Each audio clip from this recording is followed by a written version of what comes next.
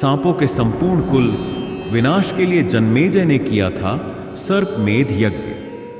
आज हम आपको महाभारत से जुड़ी एक कथा बताते हैं। यह कथा पांडव कुल के अंतिम सम्राट जन्मेजय अर्जुन के प्रपौत्र से जुड़ी है। जन्मेजय ने एक बार पृथ्वी से सांपों का अस्तित्व मिटाने के लिए सर्पमेध यज्ञ किया था, जिसमें पृथ्वी पर उपस्थित लगभग सभी सांप समाप्त हो गए थे। हालांकि अंत में अस्तिका मुनि के हस्तक्षेप के कारण सांपों का संपूर्ण विनाश होने से रह गया था, अन्यथा आज पृथ्वी पर सांपों का अस्तित्व नहीं होता। आइए जानते हैं कौन थे जन्मेजय और क्यों उन्होंने सांपों के संपूर्ण विनाश की प्रतिज्ञा ली थी। राजा परीक्षित को ऋषि ने दिया शाप। महाभारत के युद्ध के बाद कुछ सालों तक पांडवों ने हस्तिनापुर पर राज्य किया, लेकिन जब वो राजपाट छोड़कर हिमालय जाने लगे तो राज का जिम्मा अभिमन्यु के पुत्र परीक्षित को दे दिया गया। परीक्षित ने पांडवों की परंपरा को आगे बढ़ाया, लेकिन यहां पर विधाता कोई और खेल खेल रहा था। एक दिन मन उदास होने पर राजा परीक्षित शिकार के लिए जंगल गए थे। शिकार खेलते खेलते वह ऋषि शमीक के आश्रम से होकर गुजरे। ऋषि उस वक्त ब्रह्म ध्यान में आसन लगाकर बैठे हुए थे। उन्होंने राजा की ओर ध्यान नहीं दिया।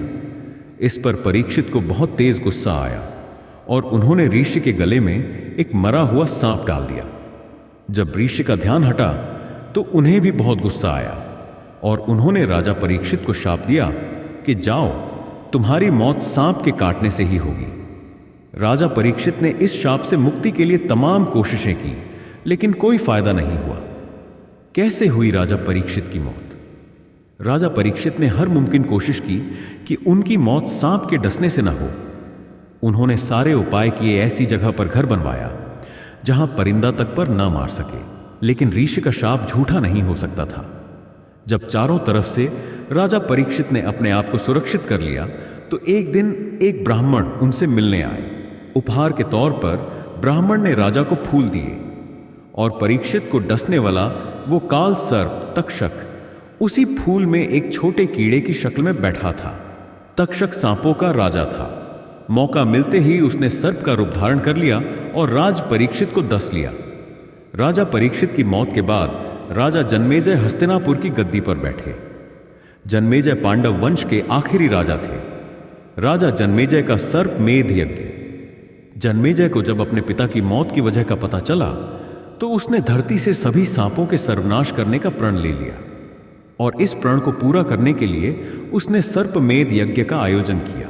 इस यज्ञ के प्रभाव से ब्रह्मांड के सारे सांप हवन कुंड में आकर गिर रहे थे, लेकिन सांपों का राजा तक्षक, जिसके काटने से परीक्षित की मौत हुई थी, खुद को बचाने के लिए सूर्य देव के रथ से लिपट गया और उसका हवन कुंड में गिरने का अर्थ था सूर्य के अस्तित्व की समाप्ति, जिसकी वजह से सृष्टि की गति समाप्त हो सकती थी। कैसे खत्म हुआ सर्पमेध यज्ञ? सूर्यदेव और ब्रह्मांड की रक्षा के लिए सभी देवता जन्मेजय से इस यज्ञ को रोकने का आग्रह करने लगे, लेकिन जन्मेजय किसी भी रूप में अपने पिता की हत्या का बदला लेना चाहता था। जन्मेजय के यज्ञ को रोकने के लिए अस्तिका मुनि को हस्तक्षेप करना पड़ा, जिनके पिता एक ब्राह्मण और मां एक नाग कन्या थी। अस्तिका मुनि की बात जन्मेजय को माननी पड़ी और सर्पमेध यज्ञ को समाप्त कर तक्षक को मुक्त करना पड़ा।